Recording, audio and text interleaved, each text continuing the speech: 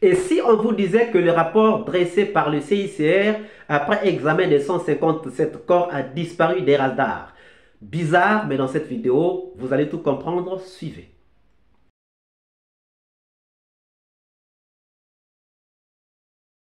Bonjour, bonsoir, cela dépend de l'heure à laquelle vous regardez cette vidéo. Bienvenue si vous nous découvrez pour une première fois. Comme d'habitude, un grand plaisir pour moi de venir devant vos écrans. Je vous exprime ma reconnaissance pour la confiance que vous nous faites. Nous revenons sur la disparition des dossiers ou des documents qui devaient être des pièces maîtresses du dossier du 28 septembre 2009, mais qu'on ne peut pas trouver aujourd'hui. Nous vous laissons suivre un extrait préparé pour vous permettre d'être à jour avant de passer à l'analyse. Suivez. Je vais revenir sur ce qui s'est passé au stade. Vous confirmez que c'est par radio, vous avez appris qu'il y a eu des morts au stade? J'ai dit que la Française m'a appelé. La Française m'a appelé. C'est pourquoi, vraiment, si on pouvait avoir cette dame, ça va beaucoup nous en penser. C'est elle qui m'a dit clairement, sa situation est grave. Il y a beaucoup de blessés, il y a des morts. Et quand tout est fini, cette dame est venue, je crois, la semaine qui a suivi. Cette dame est venue dans mon bureau. Elle m'a remis la copie de son rapport que j'ai lu. Et cette copie aussi, je dirais vraiment à Monsieur le Président de tout faire pour avoir la copie de ce rapport.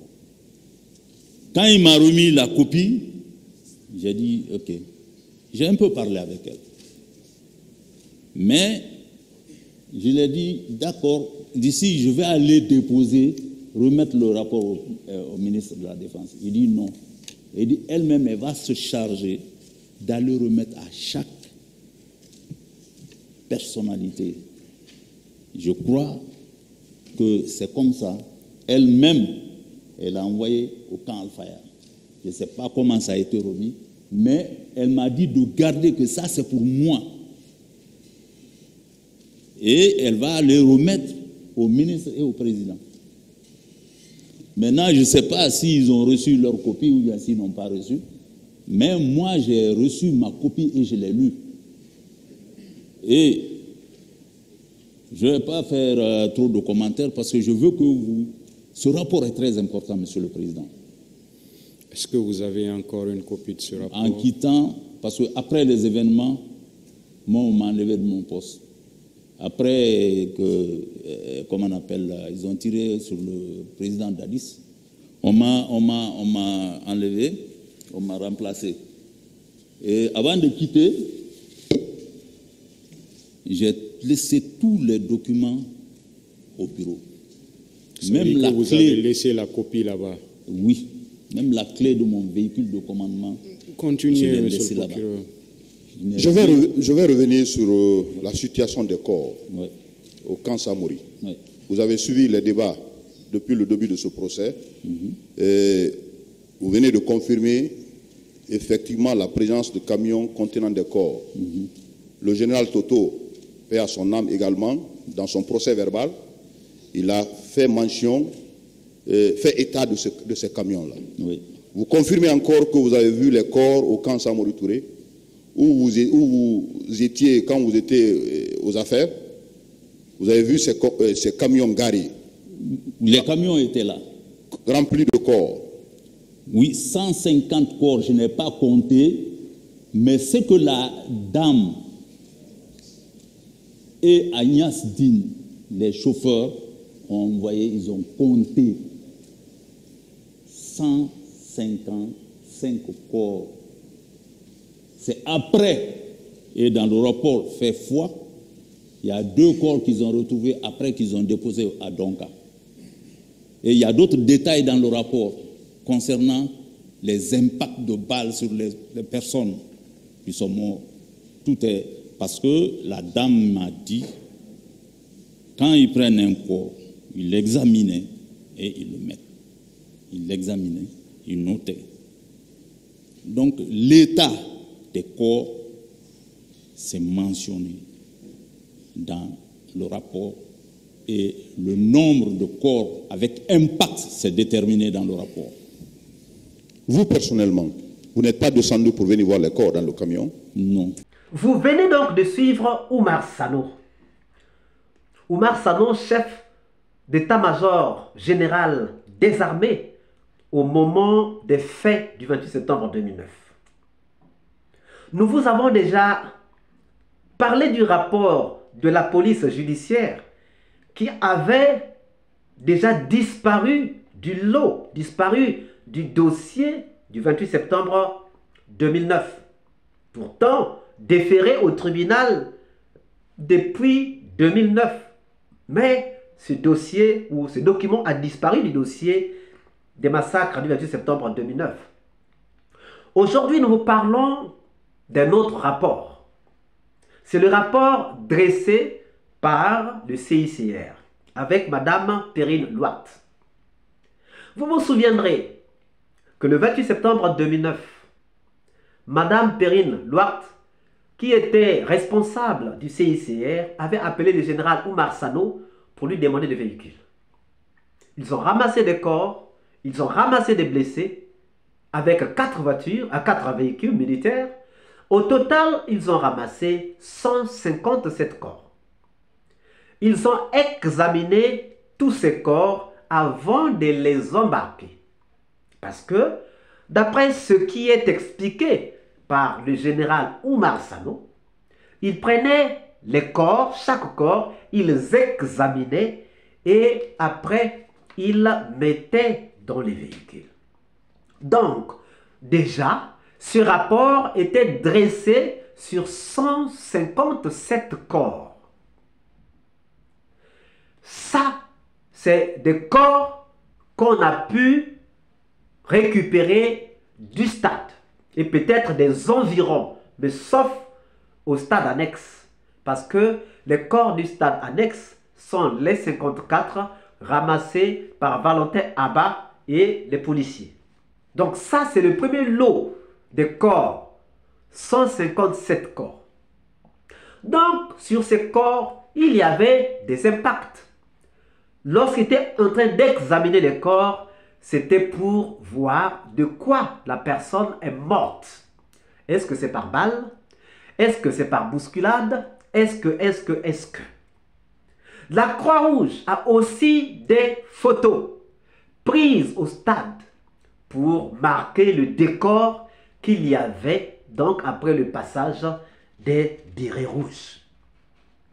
Il se fait que le rapport dressé par Madame Perrine Louart, donc par le CICR, qui pouvait être un rapport indépendant, dressé par une organisation internationale, avait été remis à qui de droit? Madame Perrine Louart, en donnant la copie, en remettant la copie à Oumar Sano, chef d'état-major général des armées en ce temps-là, lui avait dit: vous gardez cette copie, ça c'est votre copie. J'ai réservé une copie pour chaque personne. Alors nous pouvons déjà nous dire qui donc pouvait recevoir la copie. Oumar Sano a reçu en tant que ministre, en tant que chef d'état-major général des armées. Mais nous savons que le ministre de la Défense aussi avait reçu. Nous croyons que le ministre de l'Intérieur aussi avait reçu. Nous croyons que le ministre des Affaires étrangères avait reçu parce que les organisations internationales sont sous la tutelle du ministère des Affaires étrangères. Nous pensons aussi que le ministre de la Communication, le ministre de la Justice, le ministre de la Santé, le Premier ministre, le procureur de la République et le président de la République avaient tous reçu des copies de ce rapport. Alors, après donc avoir adressé ce rapport, il y a eu la commission nationale, la commission d'enquête nationale indépendante. Et c'est sûr et certain qu'on devait leur donner une copie, soit par le ministre de l'Intérieur, soit par le procureur de la République, soit par le ministre de la Défense, soit par le chef d'état-major général des armées, En fait, parmi tous ceux qui ont reçu, on allait avoir beaucoup de gens qui devaient donc remettre cette copie à la Commission nationale d'enquête indépendante ou à la Commission d'enquête nationale indépendante. Et nous pensons que les instructions de ce dossier de massacre du 28 septembre 2009 devaient se baser aussi ou devaient avoir comme fondement les rapports qui avaient été dressés sur l'événement. Le rapport donc de la police judiciaire et donc ce rapport du CICR. Cependant, même le rapport du CICR a disparu, ne se retrouve pas dans le dossier, ne se retrouve pas dans ce dossier du 28 septembre 2009. Est-ce qu'on n'a pas le droit qu'on puisse se poser des questions? Alors, ce rapport n'a-t-il vraiment pas été remis à la Commission nationale d'enquête indépendante? Ça, c'est une question qu'on peut se poser. Ce rapport n'a-t-il vraiment jamais fait partie du dossier du 28 septembre 2009? C'est une question qu'on peut se poser. Est-ce qu'on n'avait pas mis à disposition ce rapport? Ou bien, c'est peut-être que ce rapport était là, mais que ce rapport a disparu. C'est des questions. Pour nous, ce qui importe, c'est que c'est flou que ce rapport ne soit pas dans le dossier des massacres du 28 septembre 2009. S'il n'a jamais été versé au dossier, pourquoi ceux qui ont ce rapport ne l'ont-ils pas versé au dossier? Rétention d'informations, rétention de preuves. S'il avait été versé au dossier, où est-il parti? Comment a-t-il disparu? Qui pouvait le faire disparaître? Pour quelle fin on pouvait faire disparaître un tel rapport? Voilà donc des questions que nous pouvons nous poser. Chers amis, nous pensons qu'il manque encore beaucoup de pièces maîtresses dans ce dossier des massacres du 28 septembre 2009. Nous pensons qu'il manque encore beaucoup de documents nécessaires dans ce dossier.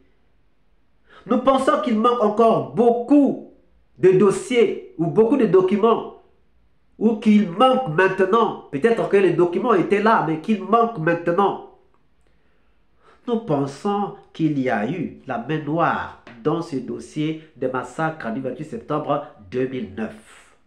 Beaucoup de pièces de preuves n'ont jamais été versées dans le dossier ou encore beaucoup de pièces de preuves ont été soutirées donc du dossier. Seulement, nous pensons que l'absence de ce rapport du CICR nous inquiète, nous interpelle.